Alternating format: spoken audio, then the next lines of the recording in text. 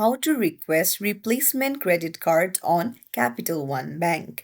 Hey everyone, welcome back to the channel. If you are new here, don't forget to hit the subscribe button and turn on the notification bell to not miss any updates. So, if you want to request a replacement credit card in Capital One, then you're in the right place. Let's get started. Firstly, open up your browser and then now go to capitalone.com.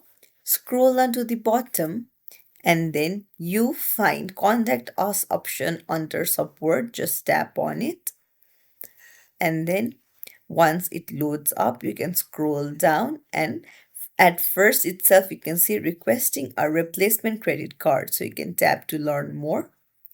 And then here you'll find all the process for replacement credit card. So here you'll need to read all of the terms and conditions to request a replacement credit card, and then you can get the replacement credit card after following the necessary steps. So your replacement credit card should arrive in 4 to 6 business days, and you can activate your card immediately upon receipt. So it's as simple as that.